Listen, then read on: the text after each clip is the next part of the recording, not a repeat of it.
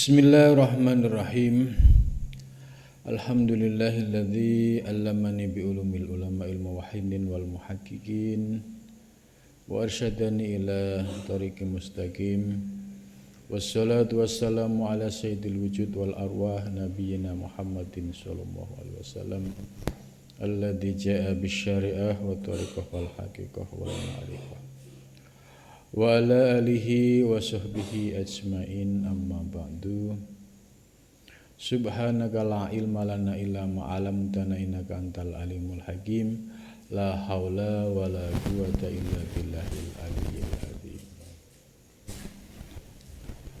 Pembahasan malam ini yaitu terkait dengan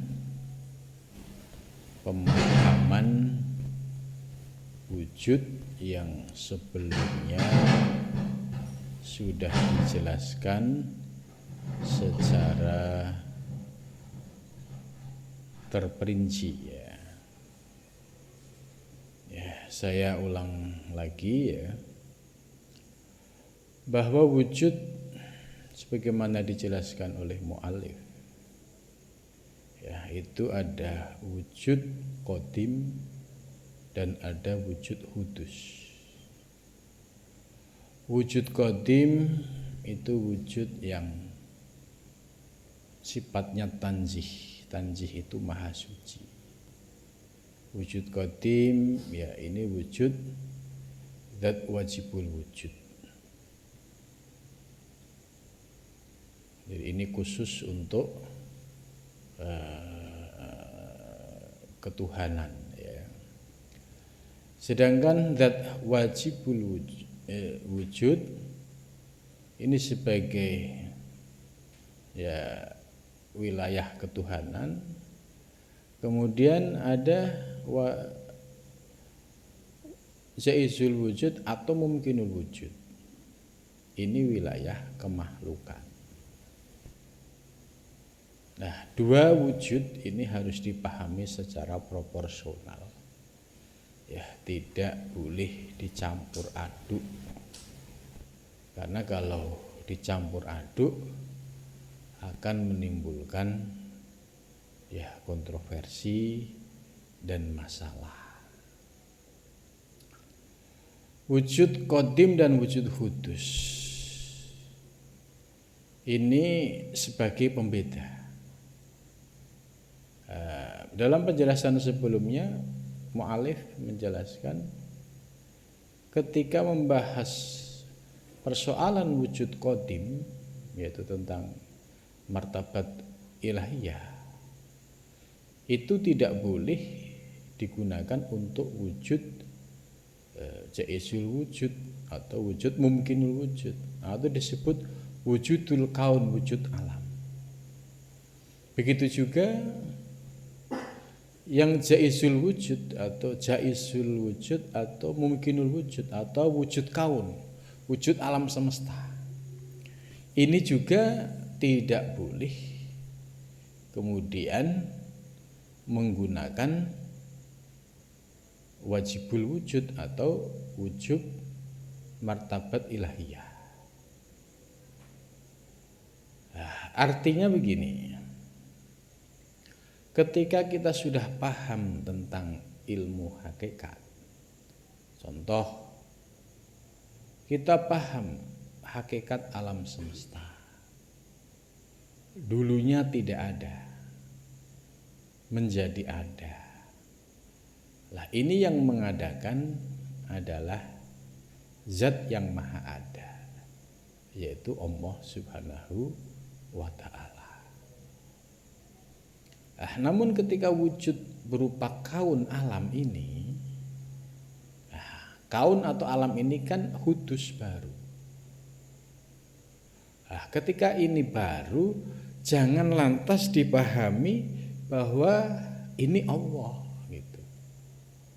Ini yang tidak boleh, itu seperti itu. Karena ini martabat kaun, ya tidaklah boleh lantas dia disebut Allah, sekalipun secara hakikat asal usulnya ya dia dari tidak ada menjadi ada, diadakan oleh Yang Maha Ada, namun dalam penerapan praktek soal memahami wujud yang sifatnya kaun baru harus proporsional. Kalau wujud alam ya disebut pakai ya wujud yang sesuai dengan namanya masing-masing. Itu tidak boleh ini wujud kaun alam semesta tapi menggunakan nama wajibul wujud. Kalau kita analogkan sederhana, ya yang sering saya sampaikan seperti ya analog kapas, ya kapas berproses menjadi benang, benang berproses menjadi kain, kain berproses menjadi beragam pakaian. Ini kan analog ini. Lah, ketika sudah berupa pakaian, ya seperti kayak ini yang saya pakai, ini namanya baju koko, ini namanya istilahnya kaun, wujud baru, ini namanya baju koko. Ya, yang nggak boleh adalah memanggil baju koko ini kan kaun yang sudah punya nama, dipanggil dengan nama aslinya. Ambilin kapas dong, gitu kan? Wah, kapas saya baru ya, gitu. Nah, yang seperti itu yang tidak boleh, gitu. Itu sama saja kayak orang sudah paham hakikat, kemudian tidak paham prakteknya, tidak paham pemilahannya. Nah, maka akhirnya ketika tidak paham setelah paham hakikat tentang diri, kemudian keluar kalimat, oh saya Tuhan ya, saya Allah ya. Ini kan nggak boleh seperti itu. Ini pemahaman dan praktek yang salah. Itu. Ya. Begitu juga orang-orang yang setelah paham tentang hakikat kaun alam semesta, kemudian menganggap oh kaun atau alam ini ya Allah. Allah wal alam, alam wawah. Nah, ini yang pernah terjadi di Aceh seperti ini. Jadi pemilahan secara proporsional ini penting dan prakteknya itu supaya tidak campur aduk. Karena letak orang belajar hakikat rumitnya itu di sini. Maka seperti yang saya ceritakan kemarin, ya kenapa ajaran Syekh Siti Jenar itu dianggap kontroversi karena murid-murid yang memahaminya itu tidak paham secara utuh, kemudian mempraktekkan memahami secara serampangan. Contohnya yang di Serat Centini itu seorang pengembala kambing mengaku muridnya Syekh Jenar, kemudian menisbatkan dirinya dengan nama Allah. Tunggu, Allahnya lagi ngembala kambing. Ini yang menjadi masalah itu seperti ini. Nah, ini mu'alif sudah mengingatkan nggak boleh. Ya, kaun alam semesta, makhluk ini juga kaun alam semesta, tidak boleh menggunakan martabat ilahiyah. Gitu. Ya, ini jangan sampai ya terjadi. Kalau itu terjadi, ya maka konsekuensinya ya Allah akan menurunkan ya cobaan yang cukup berat, akan diuji sejauh mana konsistensi omongannya itu. Karena dia ngomong seperti itu kemudian pengen dilihat orang, apalagi hanya buat gaya-gayaan. Kalau ujiannya cukup berat ya ini menghabiskan energi gitu. Maka solusi yang paling tepat oleh mu'alif kemarin sudah dijelaskan. Solusinya ada dua. Yang pertama cara memandangnya yaitu suhudul kasroh fil wahdah. Suhudul kasroh, kasroh itu banyak. Suhud itu memandang, kasroh itu banyak. Banyak itu maksudnya alam semesta. Ya, termasuk diri kita ini masuk kasroh karena makhluk ciptaan. Fil wahdah, dalam yang satu. Yang dimaksud yang satu yaitu Allah Subhanahu wa ta'ala. Jadi artinya melihat alam semesta, kasroh ini, ya, kasroh ini kan isinya alam semesta seisinya, pernak-perniknya di dalamnya. Itu dipandang dengan pandangan ilahiyah, ya. Mata lahir memandang, mata batin mengembalikan kepada Allah, ya. Jadi memandang yang banyak kembali pada yang satu, yaitu Allah. Lah lesannya terkunci tidak mendohirkan apa yang dirasakan. Ya, ketika lesannya berbicara, berbicaralah pakai kalimat yang umum secara syariah, sehingga tidak menimbulkan masalah. Itu. Ini solusi yang paling tepat ya dalam memahami hakikat wujud. Kemudian yang kedua yaitu suhudul wahdah fil kasroh, memandang ya yang satu yaitu Allah fil kasroh, dalam alam semesta. Artinya Allah lah yang mengadakan wujud alam semesta seisinya. Jadi ini dua pendekatan. Jadi kalau suhudul kasroh fil wahdah itu memandang yang banyak kepada yang satu. Nah, ini kemarin sudah dijelaskan, ini yang dimaksud dengan praktek kamal dzati. Sedangkan kamal asma'i yaitu suhudul wahdah fil kasroh, memandang Allah ya sebagai Tuhan pencipta alam semesta dalam melihat seluruh jagat raya dan seisinya. Lah pandangan suhud ya, saya ingatkan lagi, ini pandangan yang sifatnya dirasakan ya, bukan untuk diucapkan. Ketika diucapkan ya menggunakan bahasa-bahasa syariah gitu. Misalkan kita sudah paham tentang hakikat gelas. Ya. Gelas ini kalau ditarik asal usulnya kan semua kembali kepada Allah. Oh, ini kan dicetak. Ya, dicetak oleh pabrik. Pabriknya ini yang punya ide manusia. Manusia ini yang bikin. Ya, manusia bisa bikin karena dia punya ruh. Dan ruh siapa yang punya? Dia punya akal, yang menggerakkan akalnya siapa? Ya, akhirnya kembali kepada Allah. Lah ini yang disebut dengan metode tawalud. Jadi tawalud itu hasil karya manusia ya, tetap tidak lepas dari Allah sebagai penggeraknya. Contoh kayak iPad ya, ini kan teknologi modern. Bagaimana mengaitkan dengan ketuhanan? Yaitu dengan metode tawalud tadi. Ya, iPad ini diproduksi oleh pabrik.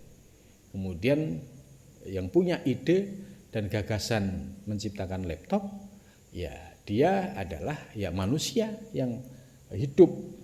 Dan hidupnya manusia ini karena ada ruh, dan ruh ini milik Allah. Tanpa ada ruh nggak mungkin dia bisa menciptakan sesuatu. Akhirnya, oh iya, hakikatnya wujud-wujud termasuk iPad ini secara hakikat ya kita bisa mengembalikan kepada Allah Subhanahu wa taala. Namun secara bahasa komunikasi, bahasa syariat, ketika ditanya ini apa? Ya gelas. Ini apa? Ya iPad. Ini apa? Mic. Gitu. Karena nama benda ini sudah ada nama masing-masing. Wa 'allama Adamal asma'a kullaha. Allah sudah memberikan nama semua benda yang ada di alam semesta. Nah, ini yang disebut praktek yang presisi itu seperti ini. Jangan mabuk. Mabuk itu ya tadi, ini apa? Ini kapas. Ini apa? Kapas lagi. Ya, udah tahu baju koko ini masih kapas gitu. Nah, ini pemahaman yang presisi seperti ini penting karena akan menguatkan aspek syariat kita. Jadi hakikat itu ya untuk dirasakan, dinikmati. Tidak perlu untuk orang lain tahu. Dan orang syuhud itu ya rahasia diri antara diri kita dengan Allah yang tahu. Manusia ya belum tentu bisa mendeteksi kemampuan syuhud seseorang gitu. Nah, kalau praktek hakikat ngikutin ya arahan dan penjelasan mu'alif gitu, atau ngaji martabat 7-nya itu tuntas, tidak diambil sepotong-sepotong dalam memahami ajaran hakikat, ya pasti tidak menimbulkan masalah karena istilahnya akan menemukan yaitu praktek yang ideal antara syariat dan hakikat gitu.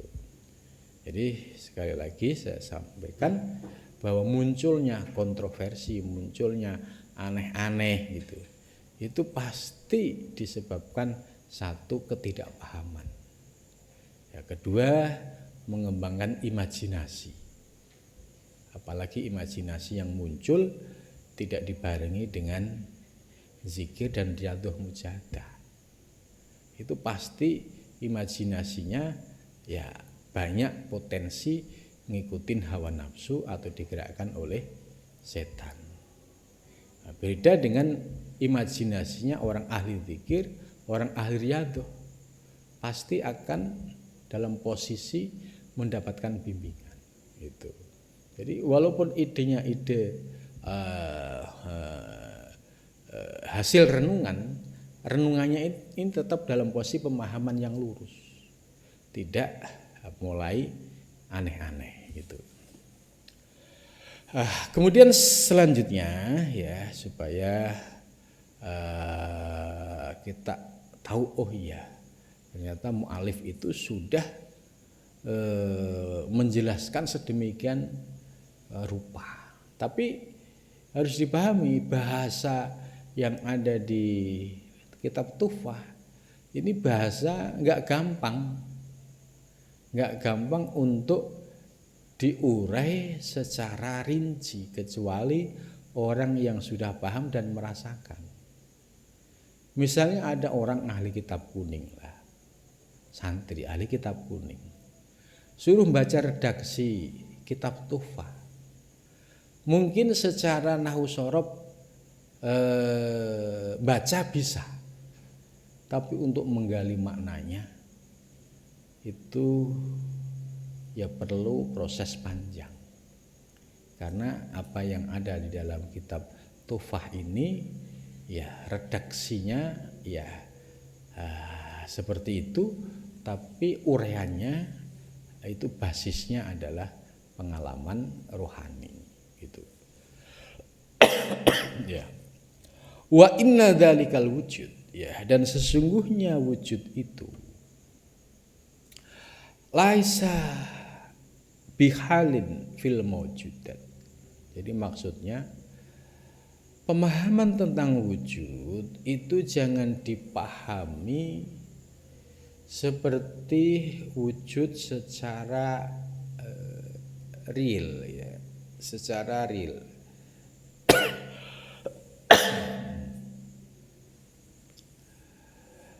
Maksudnya gini, bahwa penjelasan yang disampaikan mu'alif ya di pembahasan sebelumnya terkait dengan wujud ada qadim, ada wujud hudus, itu jangan dipahami ya seolah-olah itu ada dua entitas yang menyatu gitu. Ya contohnya tadi dipahami bahwa wujud qadim dan hudus ini menyatu. Lah pemahaman ini tidak benar. Contoh ya ini analog pemahaman soal kapas. Ketika kapas berubah menjadi benang, di mana kapasnya? Di mana benangnya? Apakah itu dua entitas yang berbeda menyatu? Ya tentu tidak. Terus berproses lagi. Ketika menjadi kain, terus di mana kapasnya? Itu kan bukan penyatuan. Itu tetap esensi kapas ada. Itu. Kemudian setelah menjadi beragam kain, di mana kapasnya? Ya, kapas tetap ada meliputi. Itu. Begitu juga dalam memahami alam semesta. Allah yang zat wajibul wujud yaitu bersifat qadim. Tapi wujud yang hudus di alam semesta ini tidak bisa lepas dari yang qadim. Tapi jangan sampai dipahami ketika sudah menjadi wujud itu terjadi pemahaman seolah-olah kapas dan benang itu menyatu. Nah, ini yang tidak benar ya. Maka di sini wala yattahidu biha, dan tidak bisa dipahami pemahaman wala yattahidu biha, yaitu pemahaman ittihad, terjadi penyatuan. Ini wujud qadim, ini hudus menyatu. Nah, ini tidak dibenarkan itu. Jadi kalau ada pemahaman ittihad ya secara bahasa itu tidak dibenarkan karena bukan penyatuan. Bagaimana mungkin zat yang hudus dan yang qadim kok menyatu? Lah yang hudus aja ini proses tajallinya, prosesnya ya dari yang qadim itu. Wala yattahidu biha itu. Li'annal hulula, karena sesungguhnya hulul. Nah, ini istilah-istilah ini ya perlu dipahami, sering muncul di dunia tasawuf. Li'annal hulula, sesungguhnya hulul, wal ittihad dan ittihad. Nah, sekarang saya jelaskan dulu apa itu hulul dan ittihad dan siapa tokohnya. Hulul itu istilah yang muncul dinisbatkan kepada yaitu Al-Halaj ya. Al-Halaj itu salah satu sufi ya, yang dikenal dengan konsep hulul. Hulul itu secara bahasa penjilmaan. Nah, yang dimaksud penjilmaan Tuhan yang qadim menjilma pada hamba yang hudus itu. Ya, Tuhan yang qadim menjilma. Maka secara istilah di sini ditolak, tidak digunakan. Karena bagaimana mungkin zat yang qadim menyatu dengan hamba itu. Menjelma pada seorang hamba. Ya, dan itu tidak dibenarkan gitu. Jadi ini yang dimaksudnya istilah yang digunakan. Kalau soal proses pengalaman spiritual al-halaj yaitu sama dengan para sufi yang lain. Tapi ketika menjadi istilah ini akan membentuk definisi, dan ketika didefinisikan ternyata kurang pas. Hulul kan penjilmaan Tuhan yang qadim menjilma pada hamba yang baru. masa yang qadim menyatu dengan yang baru. Ini sesuatu yang tidak mungkin. Ya, itu hulul. Jadi orang belajar tasawuf harus ngerti. Hulul itu berawal dari ucapan Al-Halaj,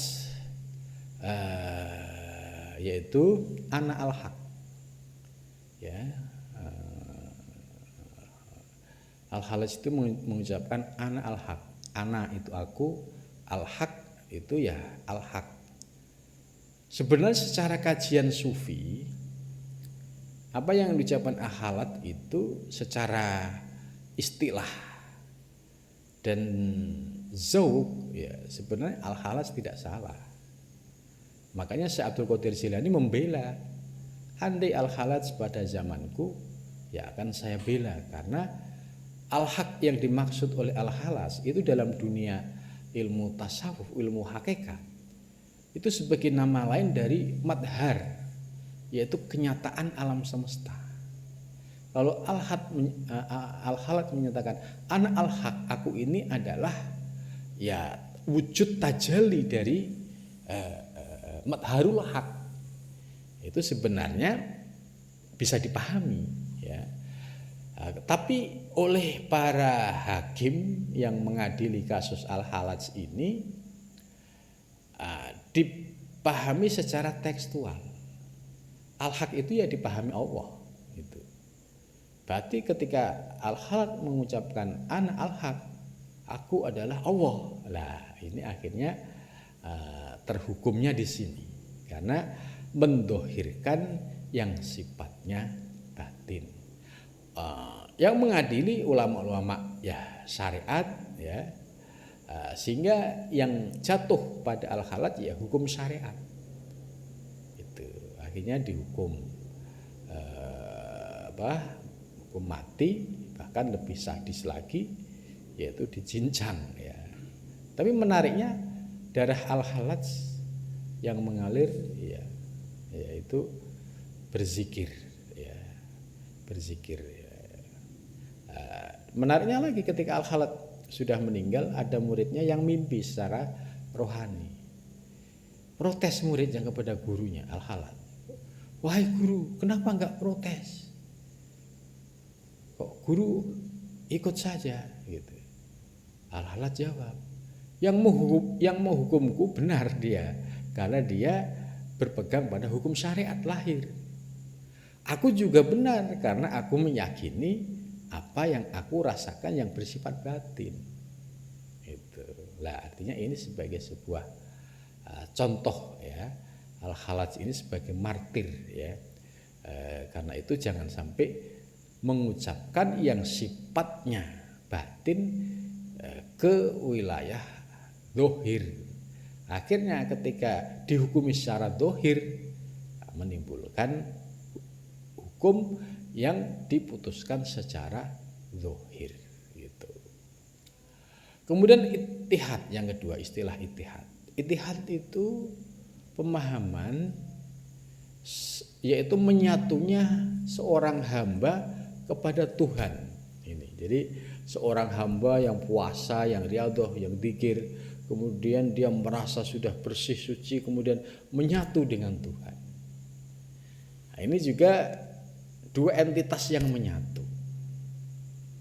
Ini juga tidak ya dibenarkan dalam kajian ilmu hakikat.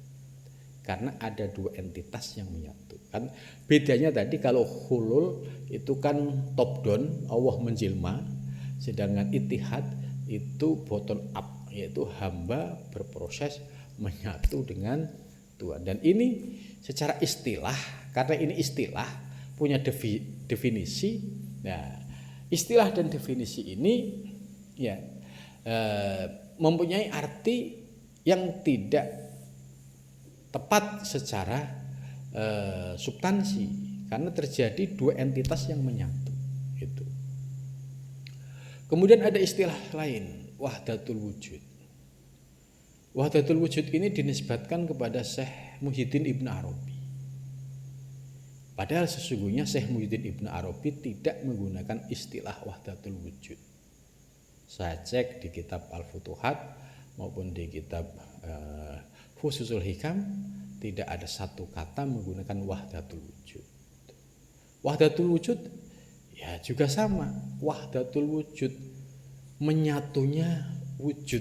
Menyatu, namanya menyatu berarti wujud yang satu menyatu kepada yang lain. Wujud yang qadim menyatu pada wujud yang hudus. Ini juga problem.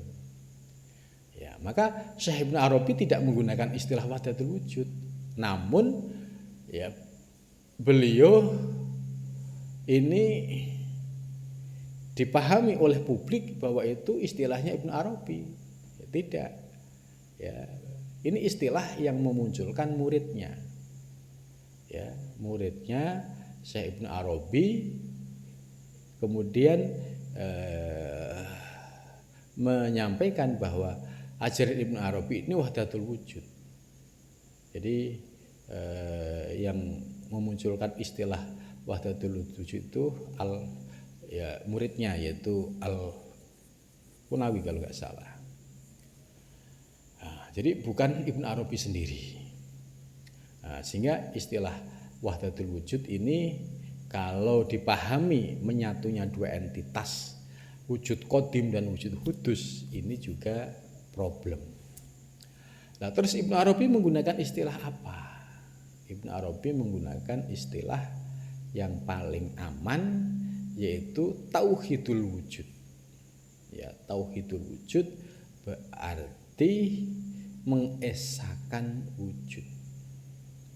Ya, ini lebih aman, ya. Kenapa tauhidul wujud? Karena pemahaman seseorang yang menganggap ada wujud hudus, ya hakikatnya wujud satu gitu. Sedangkan bentuk-bentuknya ini yang beragam gitu. Hakikatnya wujud satu. Maka yang perlu ditauhidkan itu adalah pemahaman dan prinsip kita gitu. Maka kalau pemahamannya berpegang pada tauhidul wujud, akhirnya kita bisa mengesahkan hakikat wujud di alam semesta, ya tidak ada lain, ya kembali kepada Allah, apapun itu bentuknya. Nah, istilah tauhidul wujud ini lebih aman gitu. Kemudian ulama Nusantara menggunakan istilah lain, yaitu wujudiyah. Ini mulai pertama kali dipakai di Aceh, ya, zaman Hamzah Fansuri, kemudian Samsuddin As-Sumatrani, itu menggunakan istilah wujudiyah. Wujudiyah itu dari mana? Yaitu terkait dengan topik ilmu yang membahas tentang hakikat wujud gitu. Jadi wujudiyah. Nah, wujudiyah ini secara istilah juga relatif, ya tidak ada kontroversi, namun secara substansi dan prakteknya di era Syekh Nuruddin Araniri, ya, ini menimbulkan pemahaman yang berbeda. Nah, yang sering saya sampaikan bahwa di era Syekh Nuruddin Araniri ini di Aceh ada orang memahami tentang hakikat wujud itu Allah adalah alam, alam adalah Allah. Ini juga menimbulkan masalah dan ini juga akhirnya diluruskan kembali itu. Jadi istilah-istilah tadi itu ya agak sedikit mengundang masalah, ya. Tapi secara pengamalan dan praktek dan rasa tentu ya semua para sufi merasakan yang sama. Syekh Muhyiddin Ibnu Arabi dalam kitab Al-Fusul Hikam menjelaskan pengalaman ilahiyah yang dirasakan oleh para sufi itu ya sama gitu. Namun ketika pengalaman itu didefinisikan, kemudian diistilahkan, pasti akan muncul beragam istilah. Dan istilah itu menuntut definisi. Ketika definisikan, maka di situ akan terjadi pengembangan makna. Nah, Ketika dilihat dari sisi definisi ini, oh ternyata nggak pas. Masa penyatuan antara hamba dan Tuhan gitu. Jadi di sini dalam kitab Al-Atufah, jadi beliau mu'alif ya itu tidak sepaham dengan orang yang memiliki pemahaman ittihad dan hulul. Ya. La buddalahuma min wujudaini. Sebab ittihad dan hulul itu ada dua wujud ya. Hatta yakhilu ahaduma, sehingga salah satu masuk kepada yang lain fil akhor. Au yatakhidu ahaduma, atau menyatu salah satu dari keduanya ya bil ukhra dengan yang lain. Ini yang perlu diluruskan. Pemahaman ini ya kurang tepat, terjadi penyatuan tadi ittihad itu dari bawah naik ke atas menyatu dengan Tuhan, kemudian yang hulul itu Tuhan menjelma kepada hamba. Itu. Wal wujud wahid. Nah, ini baru dijelaskan. Wujud ya hakikat satu. Kan wujud yang ada di alam semesta ini kalau dilacak, diurut-urut ya kan dulunya tidak ada. Kemudian diurut lagi ke atas, ya adanya ya wujud yang qadim. Maka hakikatnya wujud itu esa. La ta'addada lahu, tidak berbilang. Aslan sama sekali. Nah, kemudian wa innama ta'addud, dan adapun terbilang menjadi banyak itu fis sifat, dalam bentuk sifat, fil akhor ya dalam yang lainnya. Jadi akhirnya menjadi ragam wujud yang ada di alam semesta. Alama atas sesuatu yashhadu bihi dzauqul arifin, sesuatu yang dipandang ya oleh zauqnya para arifin ya. Wa wujdanihim, dan wujdan itu ya pengalaman rohani yang dirasakan oleh para arifin itu. Wa innal ubudiyah, dan sesungguhnya ibadah, wa taklif, dan menjalankan syariat, warohah, dan rohah ya, istirahat, wal adab, dan siksa, wal alam, dan sakit, kulluha, semuanya rojiatun, kembali, ila ta'ayunat, kepada hal-hal yang bersifat ta'ayunat itu material gitu. Jadi maksudnya ketika seorang hamba ya ini sudah menjadi hamba, dia seorang hamba, ada taklifnya, taklif syar'i, yaitu rukun Islam ya, disuruh syahadat, sholat, zakat, puasa, haji. Ini namanya taklif. Dia sebagai hamba, kemudian hamba yang beriman dan berislam. Kalau dia tidak beriman, tidak Islam, nggak ada taklif. Makanya dia mau sholat, mau enggak, itu nggak ada urusan. Tapi kalau dia sudah ya beriman, berislam, maka dia ada taklif. Karena ada taklif ya, berarti dia hamba ya harus menjalankan apa yang telah diperintahkan oleh Allah Subhanahu wa taala. Ya seperti ya sholat, ya puasa, haji gitu. Karena kita hamba, kita makhluk, kita ciptaan. Jangan sampai seperti orang yang mabuk pemahamannya. Ya setelah dia merenungi, kemudian menemukan, oh ya hakikat diri kita ini kan Allah juga, gitu kan. Kemudian dikembangin lagi dengan imajinasinya. Loh kan Allah, ngapain sholat? Nah, kan gitu. Ini apa? Kalau sudah mulai miring-miring ini ide-ide aneh-aneh itu muncul. Loh ngapain sholat? Kita kan Allah, gitu kan. Terus lagi dikembangkan lagi. Loh, ngapain puasa gitu kan? Kan kita ini ya, Allah kan gitu. Nah, ya. Sehingga kalau ini dikembangkan terus, akhirnya rusak semua tatanan. Syariatnya rusak, hakikatnya juga rusak gitu. Nah, orang seperti ini naik enggak, turun enggak gitu. Karena udah tengah-tengah ngaco gitu. Dinasihati, dia lebih ngeyel lagi. Pakai ilmu hakikat semuanya. Tapi ketika mengalami masalah gitu, misalnya lagi nggak punya duit, nggak bisa udut gitu kan, kok minta ke temen gitu. Kalau temennya ini pinter balikin, katanya Allah maha kaya, udut nggak punya. Gitu.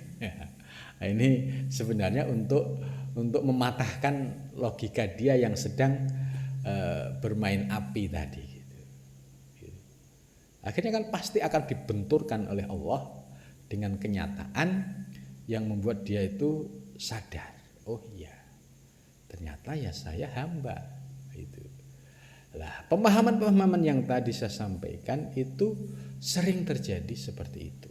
Ketika dia berimajinasi ya, dengan pemahaman hakikat yang tidak utuh, kemudian berimajinasi, kemudian imajinasinya itu dibarengi hawa nafsu, ya, nanti ujung-ujungnya ya pasti semua tidak lepas dari tipu daya hawa nafsu. Ujung-ujungnya pasti ke hawa nafsu. Gitu. Dan yang lebih bahaya lagi ya, ketika orang yang mabuk seperti ini, ya terkait dengan tipu daya hawa nafsu. Contoh misalkan dia ditawari bir gitu sama temennya, dia lagi mabuk hakikat, ya udah bir diminum saja gitu kan, dianggap ya kalau yang minum saya nggak apa-apa gitu, karena dianggap dia orang yang sudah berhakikat gitu. Nah, kalau dia disiplin ya dalam praktek syariat hakikatnya, dia akan berpedoman, oh bir kan haram menurut syariat. Ya kalau haram menurut syariat, nggak mungkin orang hakikat itu mau melakukan. Tapi karena dia lagi mabuk, yang ngikutin yang enak-enak sesuai hawa nafsunya, ya ini kehendak Allah juga. Oh ini nggak mungkin ini bir sampai datang di depan saya kalau nggak digerakkan Allah. Jadi ilmu hakikat dibuat main-main terus. Gitu. Kemudian yang paling bahaya lagi kalau diuji dengan misalnya kalau itu bir ya judi, terus wanita misalkan, itu ilmu hakikat akan bermain. Dan ini bahayanya. Oh ini kan anugerah Allah. Oh ini kan kiriman Allah gitu. Padahal ini sesungguhnya ini tipu daya hawa nafsu gitu. Lah itu kalau diikutin ya itu pasti akan menjerumuskan. Dan nanti tobatnya, sadarnya setelah kepentok ya dengan realitas kehidupan, oh ternyata ini salah. Dia bertaubat ketika berhadapan dengan persoalan hukum. Oh ternyata ini menurut hukum negara nggak boleh. Tapi karena Anda sudah melakukan, Anda menerima konsekuensinya. Baru di penjara, oh baru sadar, oh iya ternyata saya salah gitu. Lah daripada sadar dengan posisi sudah terjerumus, ya lebih baik sadar sebelum melakukan. Nah, maka dengan pemahaman ilmu yang utuh, praktek yang utuh, ini akan terhindar dari tadi